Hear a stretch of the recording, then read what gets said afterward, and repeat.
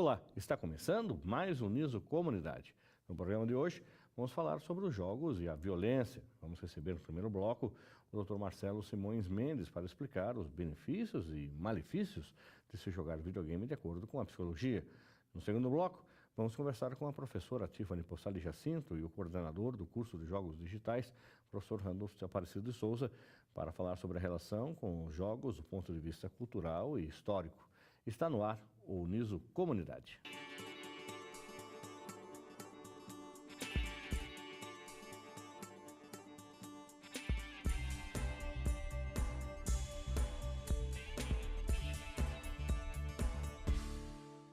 Nos últimos anos, diversos estudos apontam que o videogame pode trazer benefícios para as pessoas que jogam. A coordenação motora e o raciocínio estão entre os principais argumentos desse debate. Discussões recentes sobre a influência dos jogos, principalmente os de violência, têm se preocupado com o afeto aos jogadores. Para saber mais sobre esse assunto, estamos recebendo nesse bloco o Dr. Marcelo Simões Mendes, do curso de Psicologia. Dr. Marcelo, muito obrigado pela sua presença. Como de praxe, a gente quer conhecer um pouco mais o nosso entrevistado. Gostaria que o senhor falasse a respeito da sua titulação e do seu mestrado e doutorado. O senhor fez a graduação onde? Eu fiz a graduação na Universidade Paulista de Campinas, a graduação em Psicologia. Eu tenho uma outra graduação também que é em Educação Física, licenciatura em Educação Física. O mestrado foi na Faculdade de Educação, na área da Psicologia Educacional, e na Unicamp, e o doutorado na Faculdade de Ciências Médicas, também da Universidade de Campinas, da Unicamp, na área da saúde coletiva. Muito bem. E aí, o senhor é professor do curso de Psicologia há quanto tempo já? Então, eu sou novo de casa, Eu estou aqui, é meu segundo semestre, aqui na universidade. Muita coisa eu já me adaptei, mas tem muitas questões que, tamanha estrutura da Uniso, a gente está se adaptando, mas acho que é um processo que está sendo, ao mesmo tempo, um pouco demorado, mas bom, até porque isso prova um pouco desse enraizamento que a gente vai construindo com a universidade, O senhor é titular de quais disciplinas hoje? Hoje eu trabalho com a disciplina de Psicologia da Personalidade, Psicologia Geral 1, Psicologia e Família, e hoje, porque eu trabalho em 2 turnos, de manhã e à noite, são essas as disciplinas que eu estou trabalhando. E dinâmicas interpessoais também, todas as disciplinas do curso de Psicologia. Aqui na universidade, assim como outras, a gente tem também a migração de disciplinas segundo uma cadeira de cada curso. Então, no semestre passado eu estava em alguns cursos na área da saúde, fisioterapia, enfermagem, por exemplo. Mas hoje eu estou com essas disciplinas aí. E tem uma pergunta clássica que o aluno sempre faz para a gente. Além de dar aula, o senhor trabalha também ou só dá aula? É uma questão interessante, Eu já atendi na clínica, já tive outros contextos de trabalho aplicado da psicologia, mas hoje eu não trabalho, hoje eu só dou aula. Só dá aula. Muito bem. Além de dar aula na Uniso, o senhor ministra aula em outras instituições também? Atualmente não. Só na Universidade de Sorocaba? Só. Eu tive em outras universidades, mas atualmente só aqui. Tá. É impossível a gente fazer a abertura desse programa sem citar o caso de Suzano, onde aquela tragédia que aconteceu lá, com 10 mortos, enfim, e se levou muito em consideração de que os assassinos, aqueles que cometeram o crime, estavam vestidos como personagens de videogames e, consequentemente, usando a machadinha do videogame, a máscara do personagem do videogame, a roupa preta do personagem do videogame, e que eram jogadores vorazes de videogame. Tem a ver até que ponto o videogame, ele de fato pode levar a um transtorno de personalidade quando você sai do mundo da ficção do videogame e o menino ou menina, ele se transveste daquele personagem e quer atuar como o personagem do videogame na vida real.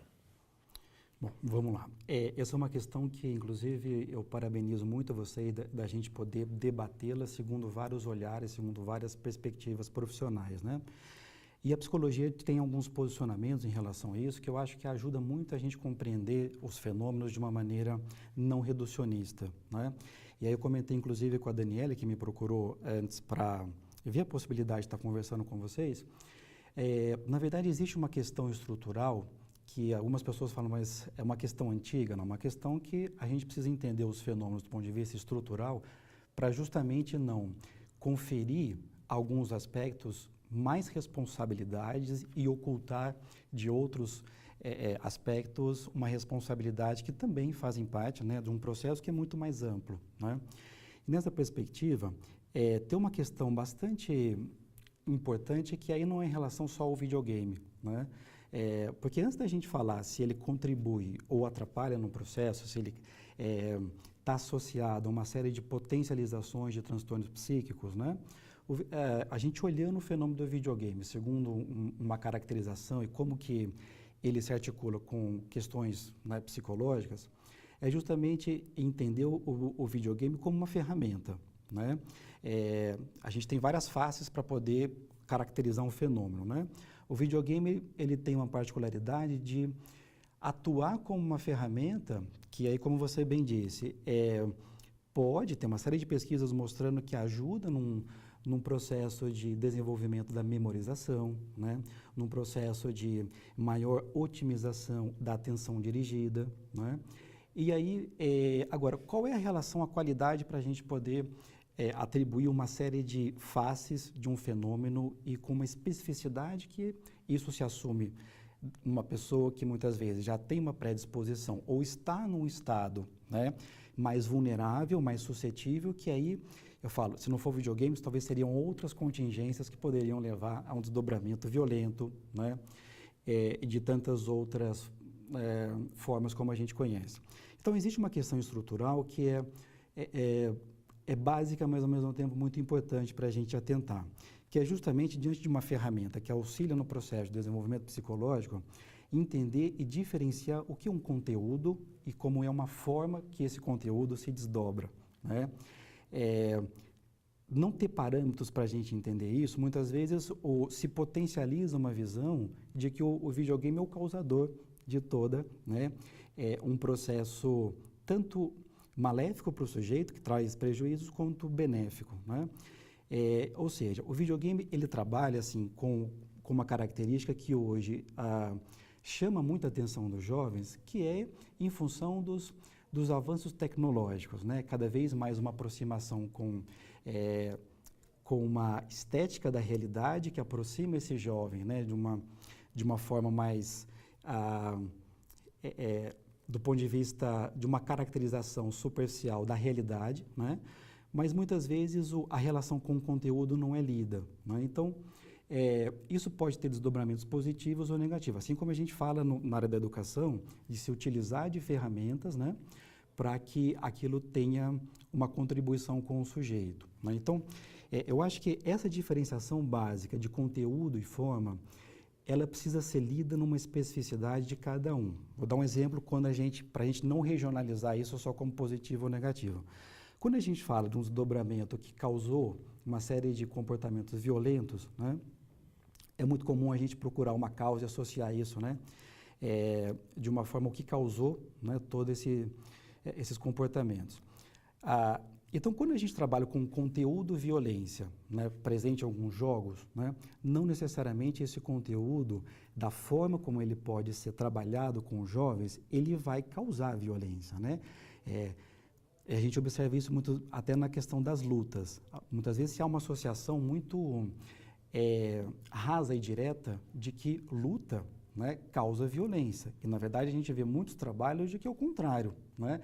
Justamente um professor que se utiliza, né, de um maior controle junto com o jovem para entender, primeiro, como que o seu corpo se constitui, as pulsões que fazem parte da movimentação dentro desse corpo, né? Esse autoconhecimento, justamente, ele é propício para a não violência, né? Então, fazer uma equivalência, né, da violência com, por exemplo, lutas ou do videogame com conteúdo, sem pensar na forma de utilizar esse conteúdo, isso abre espaço quando cai, né, num processo assim, de massificação, cai isso, né, se tornando público, de chegar em pessoas que ou vão, a gente pensa um pouquinho na função dos pais, ou vão reprimir demais, né, ou vão dar aberturas, muitas vezes, de uma forma não qualificada para entender no seu filho, no jovem que está passando pelo contato com o videogame, uma maneira como a relação que ele constrói com o jogo, com o videogame, seja benéfica para ele, né? Então, Essa diferenciação de conteúdo e forma, eu vejo que é uma questão muito básica, mas ao mesmo tempo importante para a gente entender e não banalizar os fenômenos, as situações por um processo de equivalência, né? Colocar tudo no mesmo plano, entende? Então, essa eu começaria com uma questão assim, né? Destacando a importância de olhar a relação, né, dessas particularidades de um fenômeno, no caso, conteúdo, e a forma desse conteúdo poder se desdobrar com um cenário específico, com a condição que o sujeito, que o jovem tem para aquilo, né? Como eu disse, há uma teoria, né? Assim, há muitas questões clássicas na psicologia, uma delas é uma leitura psicanalítica que caracteriza o funcionamento do aparelho psíquico segundo duas grandes qualidades da pulsão, né? No que a gente fala na psicanálise tradicional da pulsão de vida, da pulsão de morte, né? Essa pulsão de morte ligado a uma qualidade agressiva, né, da constituição do sujeito. Então, muitas vezes, quando essa agressividade ela é tamponada, né, ou ela é reprimida, recalcada, como a gente fala num termo técnico, não necessariamente essa pulsão desaparece. Muito pelo contrário, muitas vezes ela volta com uma intensidade, com um desdobramento muito mais intenso, né? Ou seja, quando a gente pensa isso no desdobramento com os pais, quando essa agressividade ela não é trabalhada e qualificada o suficiente, né, de uma forma positiva, de uma forma em que isso tenha um encaminhamento, né, para trazer consequências positivas, muitas vezes isso contribui para o sujeito, que muitas vezes já está num estado mais vulnerável, passando por outras questões na sua vida, né, a potencializar esse estado vulnerável, né? O senhor comentou inúmeras vezes na sua fala, o senhor falou os pais, questão dos pais, os pais, tá? Os pais, enfim, consequentemente a gente percebe que disponibilizar, os pais que disponibilizam essas ferramentas para os filhos, quer seja o videogame, ou lá atrás, quando ainda quase que bebezinho, 1, 2 anos, já tem acesso aos tablets ou joguinhos de celular para ficar quieto e não encher a minha paciência e não sair para a rua porque o mundo está violento lá fora, então fica dentro de casa. Então eu vou dando os últimos jogos, os últimos videogames, eu vou permitir que ele tenha acesso aí a jogos virtuais e ele põe fone de ouvido, aí compra uma cadeira especial, que a cadeira mexe, vibra, enfim, para que o menino ou menina fique em casa. Consequentemente, é os pais tirando um pouco também de sua responsabilidade desta formação, desta criança e adolescente, quer seja, existe um mundo real lá fora e não só um mundo virtual. Como é que o senhor também discute isso? Como é que o senhor sugere para os pais? O videogame, em tese, então, não é malefício, desde que também a gente possa compartilhar uma outra realidade que existe além desse quarto ou desse ambiente que ele fica confinado muitas vezes durante horas. Uhum. Então, veja, Fernando, tá aí uma questão em que envolve um aprofundamento muito importante que é o papel dos pais na formação do filho, né?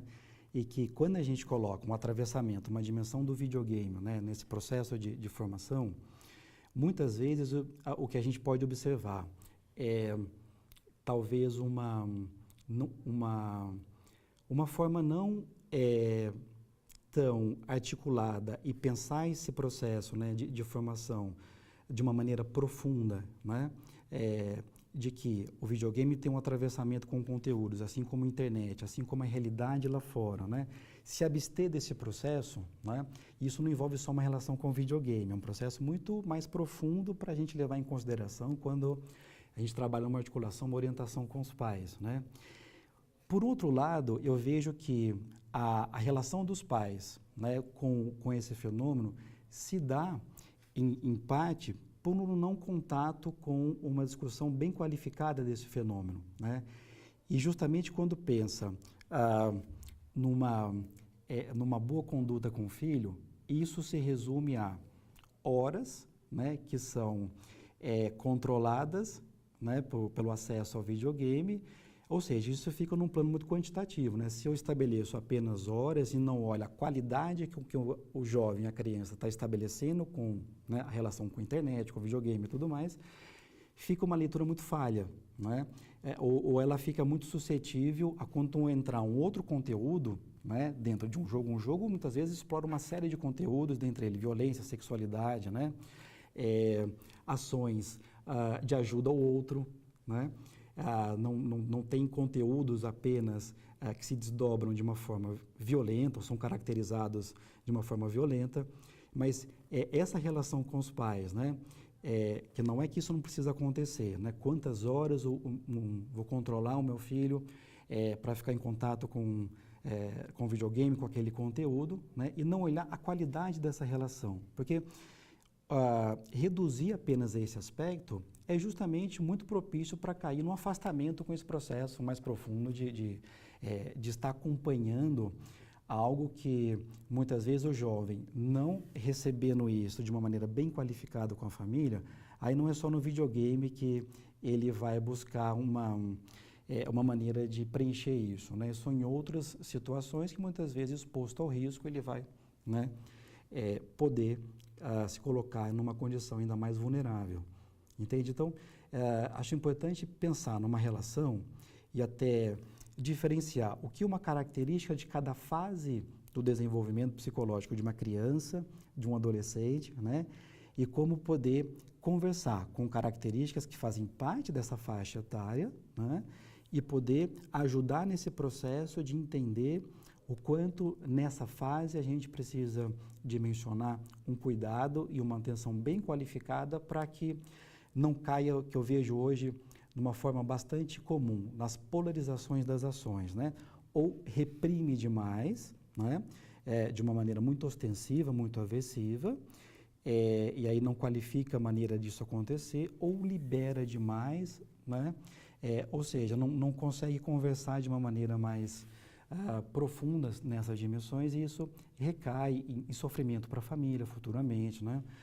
Recai sobre estados que o jovem, que a criança vai se expor, né? Não dá para os pais ficarem em controle, né? Na verdade nem deve, o tempo todo com os filhos, mas observar como isso se desdobra, né, dentro de casa, dessa forma, né? E o que isso está querendo dizer, o que está movimentando, né, por trás desse jovem, né, uma série de contatos com alguns conteúdos, com algumas ferramentas, sem dúvida que é um processo da relação dos pais com os filhos, com as crianças, que cada vez mais precisa ser otimizado, repensado segundo no mínimo, essas características aí, né? Hoje é o videogame, a bola da vez, ou seja, o assunto que está em pauta, por causa desse fato que a gente começou a ilustrar, mas, por outro lado, antigamente era a televisão. É a televisão que, de repente, olha, não fique muito tempo na frente da televisão, porque a televisão também tem programas violentos, a televisão traz só bobagem, enfim, existiu uma outra discussão na questão da própria pedagogia, de uma geração que foi alfabetizada assistindo Vila Sésamo nos anos 60, punha a criança no chiqueirinho, deixava a televisão na frente e lá, durante aquele programa infantil, ela aprendeu as primeiras letras, os primeiros números, enfim. Se troca a plataforma, mas de repente a discussão permanece a mesma, tá? Então vamos só ver desenho animado de florzinha, porque aí não tem problema nenhum. Porque se você assistir o Pica-Pau também é violento, porque o Pica-Pau ele bate no outro, ele corre atrás. Se você assistir o Tom e Jerry, o Tom sempre fazia mal para o Jerry, mas o Jerry sempre ganhava do Tom depois. Enfim, como é que é essa discussão? Mudou as plataformas, mas a discussão continua a mesma? Nesse ponto que eu vejo, Fernando, uma importância muito grande a gente avançar na discussão, porque muitas vezes se valoriza mais a como os jogos ficam mais atrativos por o aparato tecnológico que se tem, né, de cada vez mais se aproximar de uma realidade. E essa interatividade, né, também, claro, né, porque uma coisa é você ser passivo na frente da televisão e assistir, e com o videogame eu manipulo os personagens, né? Perfeito. Eu sou o personagem, né? Tá, e aí nesse personagem eu escolho a roupa, eu escolho a arma, eu escolho, né, alguns outros instrumentos que eu pratico o jogo, né? Perfeito. E nessa questão da gente se colocar, né, no processo de ser um personagem, né, isso, se a gente olhar do ponto de vista do desenvolvimento psicológico, há momentos durante o desenvolvimento da criança em que isso é uma característica fundamental, né? O desdobramento do simbolismo, de como ela relaciona uma série de papéis sociais, de figuras, de símbolos, né, que tem um conteúdo, de repente até para ajudar ela na sua organização dentro de casa. Isso é uma estrutura fundamental, né, para a criança, inclusive, desenvolver o pensamento abstrato, né? Então, quando a gente olha assim, puxa, mas mudaram as plataformas, mas não se avançou tanto, né? Em algumas discussões eu concordo, né? Há questões estruturais que a gente precisa cada vez mais trazer à tona, trazer num cenário, levar uma informação bem qualificada para a população em geral, para que não fique, muitas vezes, a totalidade de um fenômeno regionalizado, por exemplo, na forma como essa tecnologia vai estar se expressando, né? Ou seja, utilizar muitas vezes de uma ferramenta que se apropria e valoriza muito um pensamento simbólico, e aí está, quando bem qualificado essa junção, né? O uso do videogame tem a trazer muitos benefícios, inclusive, né?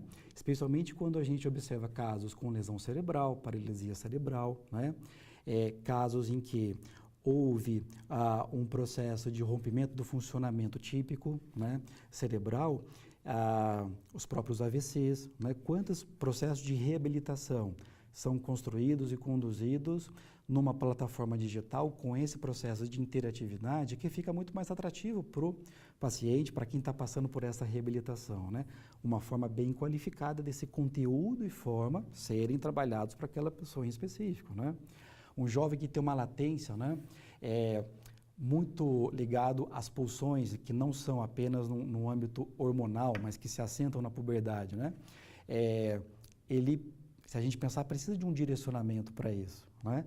Então, quando a gente observa uma forma que tem uma estrutura de tempo bem conduzida, que tem uma estrutura de conteúdo, para que isso seja trabalhado, a trazer não só uma vazão, né, para essa agressividade, mas pensar em até como isso se desdobra em efeitos que podem causar mal ao outro, né? É uma forma muito bem qualificada da gente pensar um conteúdo, né, que até então ele é violento, então não negar muitas vezes que o jogo explora um conteúdo violento, mas que isso pode ser apropriado, né, de formas tanto benéficas, né, quanto de trazer um prejuízo.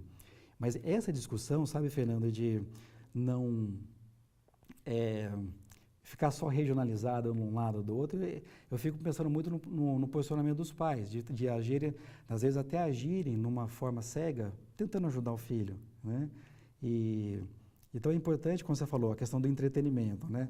O videogame tem uma face que é justamente de se caracterizar como uma figura do entretenimento, né? Então, isso precisa ser olhado também dentro de um fenômeno, né? E se ele é entretenimento, ele pode ser uma atividade familiar, ou seja, eu posso jogar com o meu filho, com a minha filha, eu posso querer entender do videogame, eu passar alguns minutos, momentos com o meu filho, a minha filha, que ele também esteja no videogame, porque a preocupação, como eu falei, de repente é terceirização.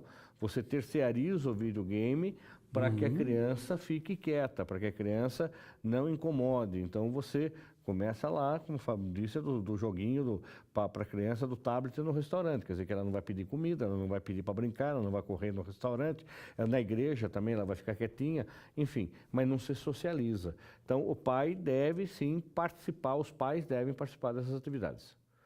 Olha que possibilidade bem construtiva, né, Fernando? Até porque muitos jogos, eles têm e valorizam um olhar histórico, né? Eles trabalham dentro de um contexto histórico, poxa, né? Se aproximar do filho, fala, filho, olha, isso que aconteceu foi numa época tal, né? Que tinha tais características, né? Esse jogo de guerra tem perfil, esses países que estão envolvidos, tá? Tem por causa disso, daquilo.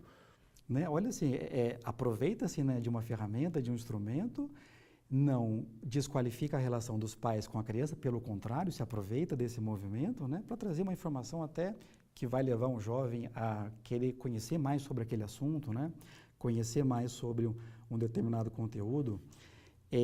Inclusive, algumas crianças eu tenho acompanhado do quanto desenvolveram no inglês, até porque a maioria dos jovens, né, dos jogos, são desenvolvidos na língua inglesa, né? E aí estão atraídos pelo aquele conteúdo. Do vocabulário, do personagem, enfim. Do vocabulário, treinando a escuta, né? Não que só a língua por si só, né, deva ser observado e valorizado, mas é um procedimento que, quando bem acompanhado, poxa, né, é muito atrativo, muitas vezes, ela mergulhar num processo de aprendizagem, tendo como pano de fundo algo que ela, um herói, né, um contexto que ela valoriza bastante. Muito bem. Doutor Marcelo, muito obrigado pela sua presença. Eu gostaria que o senhor disponibilizasse um e-mail institucional da Uniso, o seu, para que quem está nos acompanhando, de repente, queira convidá-lo para um bate-papo ou queira vir conversar com o senhor aqui, conhecer um pouco do curso de psicologia, queira entender um pouco mais desse ambiente todo que a gente falou no programa de hoje. Claro, com certeza. O maior prazer, né, Fernando? O meu contato, então, é marcelo.mendes@prof.uniso.br. Né? Tá certo. Muito obrigado, doutor Marcelo. Sucesso para o senhor, bom trabalho. Obrigado, Fernando. No próximo bloco, nós vamos conversar com a professora Tiffany Postali Jacinto, que é viciada em videogame, que é doutoranda na área de comunicação, e o coordenador de jogos digitais, o professor Randolph Aparecido de Souza, para falar sobre a relação com os jogos do ponto de vista cultural e histórico. Vamos para o intervalo e a gente já volta. A cada 1000 atropelamentos, apenas 9 saem ilesos. É na faixa que o respeito pede passagem. Pedestre, sinalize com o braço estendido a intenção de atravessar na faixa. Condutor, freie para que o pedestre passe com segurança na faixa. Use o pisca-alerta para avisar o veículo de trás da sua intenção de parar para o pedestre. Com atitudes simples, fazemos um trânsito melhor. Estamos de volta com o Uniso Comunidade. Ainda falando sobre jogos e violência, vamos conversar nesse bloco com o coordenador do curso de Jogos Digitais da Uniso, o professor Randolph Aparecido de Souza, e a professora também do curso, Tiffany Postali, sobre o ponto de vista cultural e histórico. Vamos bater um papo primeiro para conhecer um perfil dos nossos entrevistados. Professora Tiffany, a senhora é graduada em Publicidade e Propaganda, tem mestrado na área de Comunicação e Cultura e agora está fazendo doutorado na Unicamp na área de documentários, é isso? Isso, na área de cinema, né? Cinema. A minha tese ela é em documentário, mas o programa de multimeios lá é em cinema em geral. O que a senhora está estudando lá? Eu estudo a representação do outro no documentário e como eu posso aplicar ou pensar questões éticas para que a narrativa ela se torne mais justa, mais próxima de uma realidade. A senhora termina esse ano o seu doutorado? Olha, pretendo, viu? Mas a ideia é que até setembro, outubro eu finalize o doutorado. Muito bem. O professor Randolph também, lembrando que a professora Tiffany é ex-aluna da Uniso e o professor Randolph também é graduado aqui pela Uniso também no curso de Publicidade e Propaganda. Que ano que foi, Randolph? Foi em 99. 99. Terceira turma do curso de Comunicação Social. Bem, há 20 anos, então, há 20 você está formado. Exato. Muito bem. Você fez mestrado onde? Eu fiz na PUC São Paulo, em Tecnologia da Inteligência e Design Digital, né, que aborda as novas tecnologias, sociedade, cultura também. E como é que entrou o videogame na sua vida a ponto de você vir para a Uniso e coordenar o curso de Jogos Digitais? Então, essa história é interessante porque eu participei, né, de toda essa cena. Eu, quando era criança, eu conhecia os videogames, jogava muito, sempre joguei muito. Tanto que quando eu fiz comunicação, né, comecei a estudar comunicação, eu tinha interesse por computador, eu tinha interesse por computação gráfica. E aprendi ela meio como autodidata, né? Meu irmão tinha um computador, eu utilizava um pouco, abria os softwares, brincava e tudo mais. E daí foi aquilo que motivou a trabalhar com design, computação gráfica, com multimídia, que são as áreas que eu atuo hoje em dia, né? E até em comunicação eu trabalhei, né, com design, com toda essa questão da computação gráfica.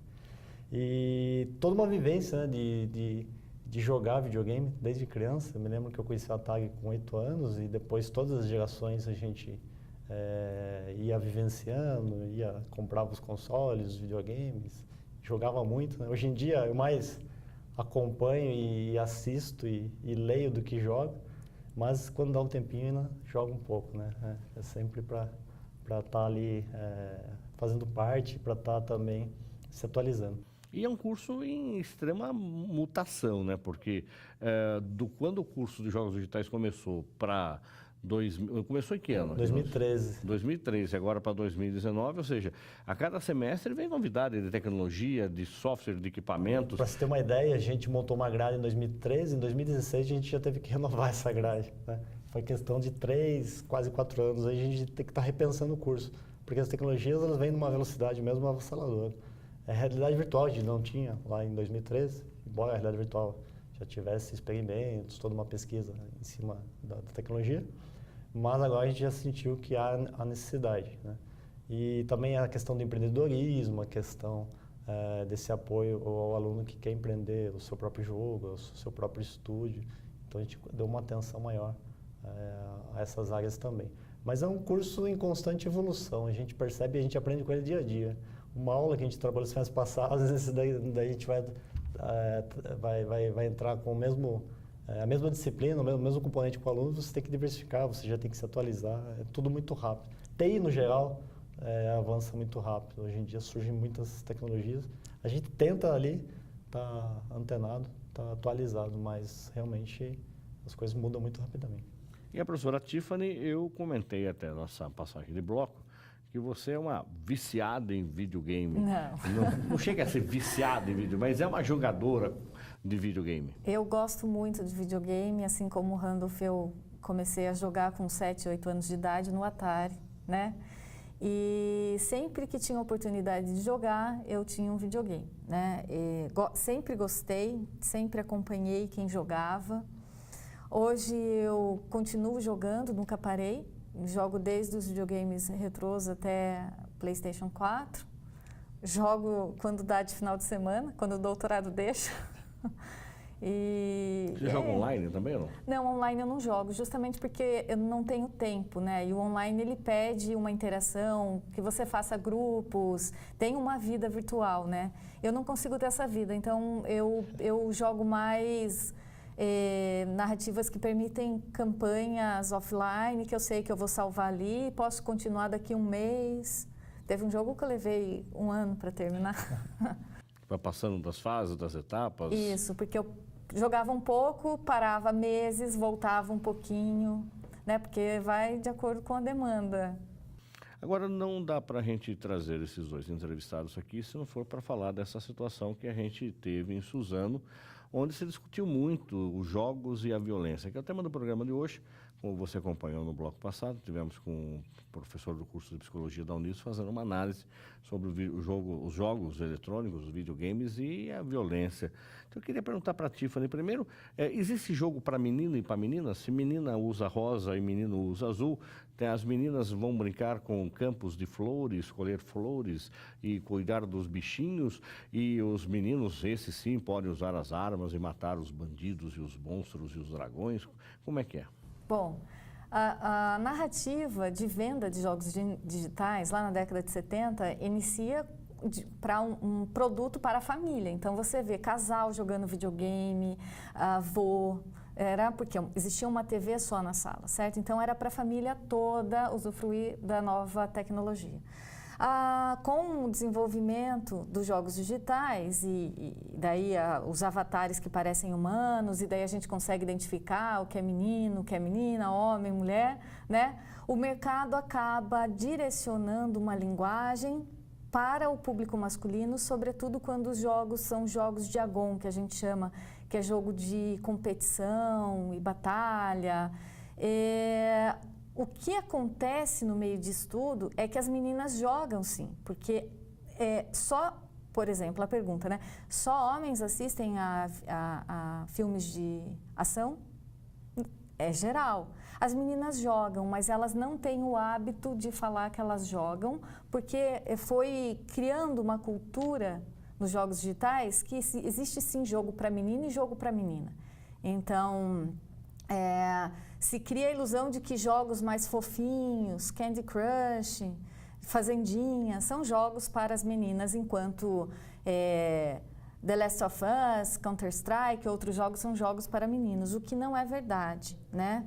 A gente pode ter uma demanda maior de meninos jogando esses jogos, por conta até de um incentivo da indústria, mas nós temos um número gigantesco de meninas que jogam com avatares masculinos, principalmente quando os jogos são online, porque existe essa diferenciação na cultura dos jogos que acaba prejudicando a experiência das meninas no meio dos jogos digitais. Agora, professor Randolph, como é que é no curso? Existem mais meninos do que meninas como alunos, e mais, na hora de produzir os jogos, os próprios estudantes do curso, eles acabam produzindo material que é direcionado a um público, a um gênero? Então, no curso até então, a gente tem, pela estatística de entrada das turmas, né, ter alunos mais meninos, né, mais homens que procuraram o curso. Eu falo isso da professora Tiffany, infelizmente, né, porque a gente sabe que muitas meninas também se interessam e desenvolvem, a gente tem grandes desenvolvedoras aí na cena, isso tá expandindo, isso que é bom. Eu acho que é para ter outro olhar também, não ter só aquele olhar do masculino na indústria. E os alunos, quando eles produzem, eles tendem a adaptar a uma temática que a gente já incentiva para eles, né? E a temática que a gente incentiva tenta pregar sempre um produto cultural, com foco em educação, com foco em alguma pesquisa, que não necessariamente aquilo que a indústria já está explorando extensivamente. A gente procura dar um outro olhar. Então, um jogo que trabalhe um contexto artístico, que trabalhe uma simulação ou algum processo educacional, a gente acaba valorizando mais essas iniciativas do que trabalhar o que a indústria já vem explorando só com o único intuito de comercialização. Um exemplo do projeto que a gente está trabalhando no semestre, a gente trabalha a adaptação de contos infantis para crianças. Então, os alunos lá do segundo período, o curso tem 5 períodos, né? Eles estão adaptando contos infantis de domínio público para jogos eletrônicos para incentivar as crianças a terem gosto pela leitura. Então, a gente vai pegar histórias que já são bem conhecidas, outras que nem tanto, mas que a gente consiga criar uma nova leitura, né, desses contos, mas na linguagem que as crianças já se identificam, para tentar mostrar para elas que tem todo um universo ali atrás, tem uma história, uma narrativa, que isso é importante. Numa situação dessa, por exemplo, o senhor leva para casa para testar ou não? Porque eu tem levo. Uma menina. Sua filha tem quantos anos? Então, minha filha fez 8 anos. Ela começou a demonstrar interesse pelos jogos agora, nesse ano. Isso que foi engraçado. A gente brinca, né, que a gente vai sentindo os upgrades que vai dando, né, nas fases do crescimento. E a partir do início do ano, ela começou a ter um interesse maior por os joguinhos, né, que os amiguinhos dela jogam na escola e tudo mais. Aí tem um tal de Roblox aí que ela fala disso o dia inteiro. E eu incentivo, mas estou sempre ali acompanhando, vendo o que ela está jogando. Porque ela é um construtor de mundos, não é necessariamente um jogo, né? E lá dentro outras pessoas podem criar outros jogos. Então, é um universo todo que existe lá dentro. Como a sua Tiffany disse, é uma vida virtual. Então, daí a gente tem que estar em cima também, estar sempre monitorando, né? Porque senão só quer fazer isso da vida. Agora, professora Tiffany, com relação ao caso de Suzano, né? Você discutiu muito até de... Agora, antes de começar o programa, a gente estava falando que existe um projeto de lei já para proibir os jogos de violência no país, enfim, proibir a venda, a comercialização. Isso já foi discutido em outros países, em outras épocas, que os jogos estimulam a violência. Como é que a senhora analisa, enquanto doutoranda da área de comunicação, que leitura a senhora tem desses jogos e também quanto jogadora? De fato, estimula o jogo, ele serve para que, de repente, o jogador saia do mundo virtual do game e entre numa realidade, ele saia vestido de espada, de arma, de arco e flecha, ou de bazuca, metralhadora, pistola, enfim, foi uma discussão de que os meninos lá de Suzano, que fizeram aquela atrocidade, estariam vestidos de personagens de um determinado videogame. Como é que a senhora analisa essa situação? Olha, Fernando, eu vou partir da perspectiva de um autor chamado Edgar Morin, que vai estudar os meios de comunicação, né? Os jogos digitais, eles por si só não têm essa influência de influenciar o cotidiano da pessoa. Ele por si só não é capaz disso. Nós somos homo ludens. Nós, seres humanos, pensamos de forma criativa e temos o discernimento daquilo que é real e aquilo que é ficção. E precisamos da ficção também para sair também dos horrores do mundo, vamos dizer assim. Então, assim, a violência nos jogos, ela e pode ser equiparada à violência que a gente tem no cinema, à violência que a gente tem nos seriados, na televisão, né? No início do século passado, se acusava o cinema de influenciar a violência social. depois a televisão e agora é a vez dos videogames. O que chama a atenção nos videogames é o fato da interatividade, né? Porque a pessoa tem um controle na mão e ela controla o avatar na tela, mas ao mesmo tempo ela sabe que aquilo não é o plano real, né? Aquilo não faz parte do cotidiano dela, é um cenário virtual e que ela não está ali ferindo ninguém, tá? Então, quando a gente atribui um caso desse, como de Suzano, a jogos digitais, o que aconteceu já com frequência nos Estados Unidos, né? Não é com frequência, é pontual, né? Quando acontece um massacre desse, oriundo de jovens, por que levou esse jovem a fazer isso? Ele jogava videogame. Pode ver, nós temos algumas matérias jornalísticas que garimpam esse, né? Não é fato. Ele poderia ter se fantasiado ou se vestido de Counter-Strike, ou poderia ter se vestido de algum outro personagem de seriado, né? Não é o jogo em si, o fato dele ter a interatividade que vai fazer com que ele tenha mais reação diante de um cinema ou de uma outra narrativa. Então, assim, são variados fatores sociais que levam uma pessoa a ter uma atitude dessa, né? E culpar uma mídia por isso é algo grave, é esconder os problemas sociais debaixo do tapete e culpar uma narrativa lúdica, né? Então, agora, né, nós não estamos entrando em outras discussões que daí são para a área da psicologia, né? Vai depender também de quem a pessoa ali atrás se influencia ou não o fato dela usar a roupa ou ela saber que aquela arma faz isso, que aquela é para curta ou longa distância.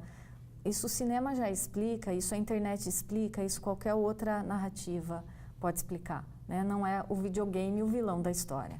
Agora, professor Randolph, falando em narrativa, então o senhor até tem uma adiantada na questão de que é estimulado no curso de jogos digitais da Uniso essa outra leitura, por exemplo, de histórias, como o senhor disse, para sair do que o comércio vem fazendo. Agora, como é que é o aluno também de jogos digitais? Como é que o senhor, na hora que conversa com esse aluno, que ele é usuário desses jogos, ele tem uma perspectiva de violento, ele tem uma perspectiva de que, em algum momento, o senhor já sentiu de que esse aluno que curte esse tipo de jogo, ele vem para a escola já perturbado, tá? Que se diz lá que ele, de repente ele aparece de preto, o senhor tem que dar uma olhada na sala de aula, olha, isso aí hoje está encarando aquele personagem tal, né? Que se vier de preto, pareceu o Batman, né? Enfim, se ele tiver fantasiado de gato, ele é o Tom que vai bater no Jerry. Esse aqui lá é retrógrado, né? Vai ver o Pica-Pau, que sempre vai aprontar alguma. Enfim, a discussão é eterna. Como é que é essa leitura? Como é que o senhor trabalha isso com o aluno para estimulá-lo a enxergar outro lado, outro viés dos jogos digitais? Então, o aluno, quando ele chega, antes de tudo, ele é gamer. Ele já entrou na área, ele quer trabalhar na área, ele quer seguir a profissão porque ele gosta muito de jogar. É o primeiro ponto, a gente diz que a paixão acaba movendo, né? Então ele já vem, lógico, com uma carga aí toda da indústria, né? Ele já reflete a indústria, os jogos e os games que ele acaba tendo maior influência são o que a gente chama dos triple A's, né? Que são os AAAs, que são os best-sellers, né? E esses jogos geralmente são os mais violentos, porque a violência vende muito fácil. A gente também sabe no contexto, tanto em Hollywood, seja em obra de ficção, literatura, a violência ela tem um apelo, uma estética. No jornalismo a gente tem o sensacionalismo, né? Vende muito fácil, e no game não deixa de ser diferente. Então ele chega carregado com dessas influências sim. A gente tenta mostrar que há outro lado, que tem toda uma perspectiva. Você pode trabalhar pesquisa em games, na professora Tiffany pesquisa o papel da mulher dentro dos games, né? Eu acho que isso é fundamental, a gente ter esses outros vieses. E no primeiro momento a gente sofre resistência. O aluno chega aqui e ele pensa, pô, eu queria criar meu próprio GTA, né? Falo, não que não seja possível, é extremamente viável, é possível, é lógico que se você tiver recurso, tudo é possível. Mas a gente tenta incutir que há outras possibilidades, que a gente pode trabalhar o que a gente chama de serious games, né? Os jogos sérios, que o mercado também tem uma demanda muito grande por isso e acaba sendo também uma porta de entrada, né, para eles se apresentarem à indústria, para eles se apresentarem ao mercado, para eles aparecerem, né, dentro da área, dentro desse universo que é amplamente competitivo. Então, ao passo que se o aluno ou a equipe, um grupo de alunos quer realizar um trabalho de conclusão de curso, criando um protótipo de, sei lá, de um GTA ou de um God of War, uma que para chegar no nível de qualidade que um game desse best-seller pediria uma equipe, milhares de pessoas, milhões de dólares de investimento. A gente não teria como viabilidade de produzir isso dentro do universo acadêmico. E outra é que o tempo também, né, não seria, como que se diz, não seria suficiente para o aluno produzir isso dentro do curso, né? Tem jogos que levam 10 anos para ficarem prontos, né? O último lançamento aí, Red Dead Redemption 2, né, que é o 2, levou 10 anos para ser produzido, isso por uma equipe gigantesca, com milhões de dólares de investimento. Então, a gente tenta mostrar para eles outras portas de entrada no mercado, ou seja, partes da indústria do mercado que não são atendidas, né? Uma demanda toda aí, que são indústrias que precisam de games para simulação, para treinamento, treinamentos de empresas corporativos, treinamentos de marketing, educacional. A área educacional é extremamente carente, né, de games, de jogos, para todas as faixas etárias, desde o infantil, pegando crianças lá de 3, 4 anos até faixas adolescentes. Terceira idade também está usando videogame? Terceira idade joga muito, vem jogando bastante, para trabalhar questões aí de memória, memorização, raciocínio lógico e tudo mais, né? Até artigos, né, pesquisas nesse sentido, dizendo que o jogo ajuda, né, a ter uma memória mais ativa e tudo mais, né? Então a gente tenta puxar para esse outro lado, que é importante também. Mas não que o aluno não possa criar esse tipo de jogos, eu acho que tem que ter uma certa democratização e se eles puderem, tiverem, como que se diz, tiverem como trabalhar num projeto desse tipo, e se isso for importante para a carreira deles, também por que não, né? Eu acredito que criminalizar ou demonizar, como o professor Edinho estava dizendo, é muito superficial, né? Há questões mais amplas a serem discutidas aí na sociedade, como simplesmente culpar o game e falar que o game é o problema do século, né? E esse problema vem à tona, né? Cada década, pelo menos, ele ressurge, né?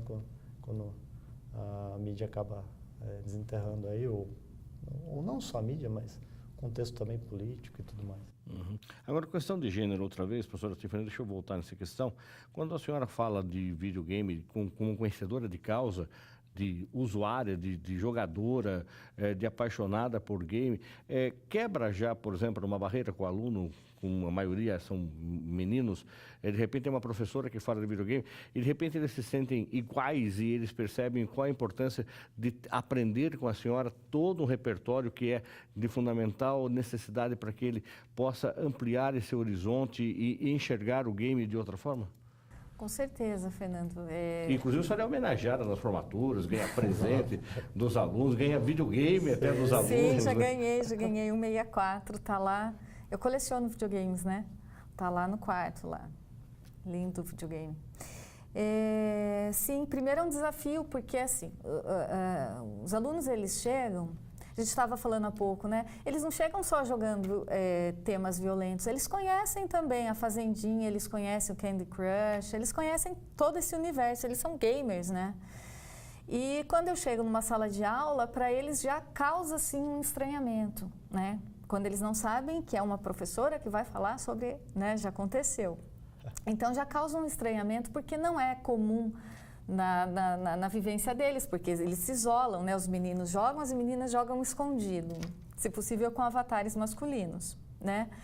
Então, eu acho que num primeiro momento é uma fase de conhecimento para que eles tenham uma confiança de que eu sei daquilo que eu estou falando, eu jogo também, não sei de tudo que eles jogam, porque a quantidade de títulos de jogos ela é gigantesca, né? Cada um ali tem o seu repertório, mas a gente cria daí no final no início já do curso, uma relação bem próxima, bem amigável. Isso é importante para eles, para que eles vejam que essa divisão que existe na cultura de jogos digitais, ela é uma grande besteira, né? E também é importante porque eu trabalho com eles aquilo que eu também estudo, né, nas narrativas, a representação do outro, a representação da mulher nos jogos digitais, o que vem mudando bastante nos últimos anos, né? Porque assim, ainda é, né, uma área que grande parte das produções vem de homens. E muitas vezes, como é uma área nova do conhecimento, as produções, o design, né, os desenhos de modo geral, eles eram carregados de um olhar que ele é masculino.